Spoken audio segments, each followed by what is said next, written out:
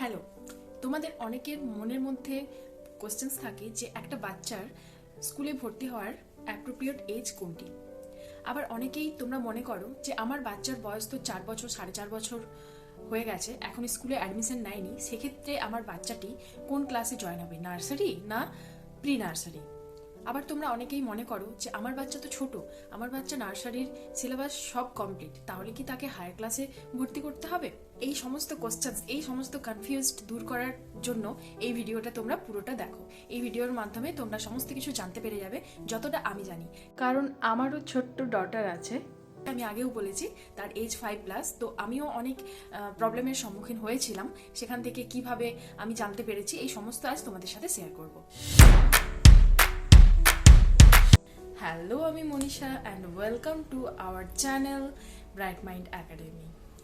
আর আজকের ভিডিওর ফোকাস হলো what is the right age to start school, what factors are important when choosing a school. তো প্রথমে আমরা বাচ্চাকে কোন ক্লাসে ভর্তি করাবো সেই বিষয়ে না মাথা ঘামিয়ে আমরা আগে দেখব বাচ্চাটা তার যে সিম্পল যে নিডসগুলো আছে সেগুলো বলতে পারছে কিনা। যেমন ধরো স্কুলে গেছে, স্কুলে গিয়ে কেউ তাকে হিট করেছে, বা তার খিদে পেয়েছে, তার বাথরুম পেয়েছে, বা ধরো কোনো আন্টি তাকে বলল যে তুমি লাইনে এসো, তুমি এপাশে এসো, ডাকলে সে রেসপন্স করছে কিনা। আবার এটাও তোমাদের লক্ষ্য রাখতে হবে যে তোমার বাচ্চা টানা এক জায়গায় 15 থেকে 20 মিনিটস বসে থাকছে কিনা। এইগুলো যদি বলতে পারে তোমাকে, তাহলে ভাববে তোমার বাচ্চা স্কুলে যাওয়ার জন্য টোটালি প্রিপেয়ার্ড। তো এবার আসা যাক এজ নিয়ে, কোন এজে বাচ্চাকে অ্যাডমিশন করাবে। তো নিউ এডুকেশনাল সিস্টেম 2020 অনুযায়ী বাচ্চাকে নার্সারিতে অ্যাডমিশন নিতে গেলে মিনিমাম তার এজ 3 থেকে 3.5 বছর মধ্যে নার্সারিটা অ্যাডমিশন নিতে পারবে। তো এটা কিভাবে কাউন্ট হয়, আমাদের অ্যাডমিশন যে ডেট থাকে 31 মার্চ, তার মধ্যে বাচ্চা কিন্তু অ্যাডমিশন নিতে পারে। সেই তারিখ পর্যন্ত বাচ্চাকে 3 থেকে 3.5 বছর বাচ্চা হয়, তাহলে তাকে নার্সারিতে অ্যাডমিশন করায়। যদি 1-2 মাস কম থাকে, সেক্ষেত্রে সেই স্কুল টিচারদের সাথে কথা বলে কিন্তু এটা সেটেল করা যায়। মানে তারা এই 1 মাসের যে গ্যাপটা থাকে ওরা সেটা মার্সি করে দেয়। এবার আসি, যে সমস্ত বাচ্চাদের বয়স 4 থেকে 4.5 বছর হয়েছে কিন্তু সে এখনো অ্যাডমিশন নেয়নি, তাকে কি নার্সারিতে করবে না এলকেজিতে।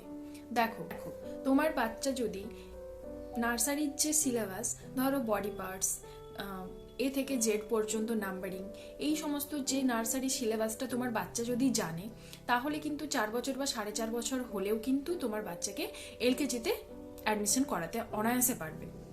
যদি ধরো 4 থেকে 4.5 বছর বাচ্চা নার্সারি কিছু শেখেনি, একদম সে নিউ ক্লাসে অ্যাডমিশন নিচ্ছে, সেক্ষেত্রে কিন্তু একটু প্রবলেম হবে। তার কারণ টিচার তো তাকে আলাদা করে সেই যে গ্যাপটা, নার্সারির গ্যাপটা, সেটা কিন্তু কমপ্লিট করতে পারবে না স্কুলের মধ্যে।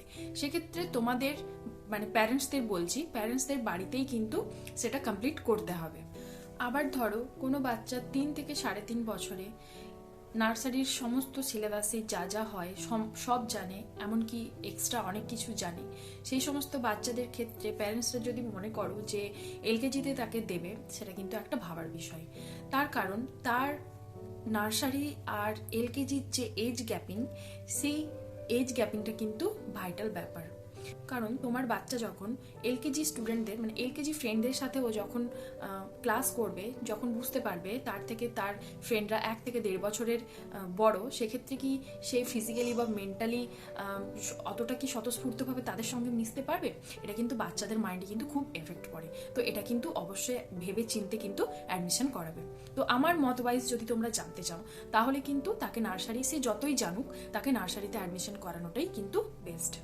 আরও একটা ব্যাপার যেটা আমাদের মাথায় রাখতে হবে, আমাদের কিন্তু স্টেট বোর্ড যে নিয়মটা আছে, সেখানে কিন্তু তাকে 6 ইয়ারে কিন্তু 1-এ পড়তেই হবে, ঠিক আছে। তার যেন ক্লাস 1টা 6 থেকে 7 এজের মধ্যেই যেন হয়।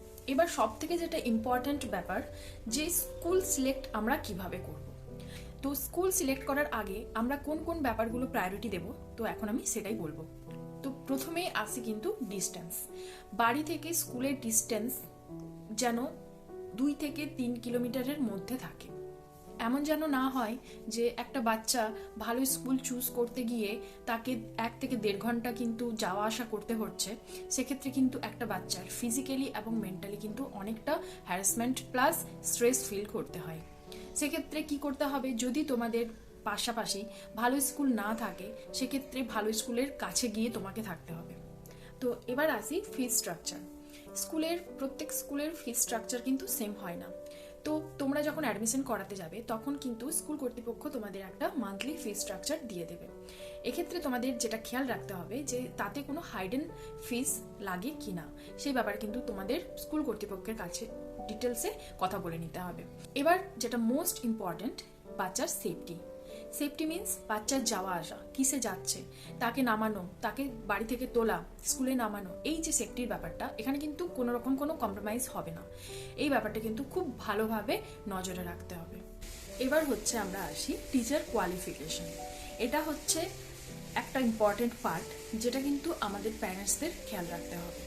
কারণ একটা টিচারই তৈরি করতে পারে একটা স্টুডেন্টের লাইফ চেঞ্জ। একটা টিচারই কিন্তু খারাপ করতে পারে একটা স্টুডেন্টের ব্রাইট ফিউচার। তো এই কথাটা মাথায় রেখে কিন্তু আমাদের এই ব্যাপারটার উপর সতর্ক দিতে হবে। আরেকটা ব্যাপার তোমরা যেটা জেনে নেবে যে টিচারটি ওয়েল ট্রেন্ড কিনা। নেক্সট যেটা most vital, teacher student ratio. 1:30 ratio হচ্ছে সব থেকে বেস্ট। এর থেকে বেশি, ধরো ক্লাসে একটা টিচার যদি 50 থেকে 60টা স্টুডেন্ট পড়ায়, সেক্ষেত্রে কিন্তু কোনো দিনই একটা টিচার 50 থেকে 60টা স্টুডেন্টকে হ্যান্ডেল করতে পারবে না। তো এই ব্যাপারটা দেখে তোমরা কিন্তু স্কুলে অ্যাডমিশন করাবে।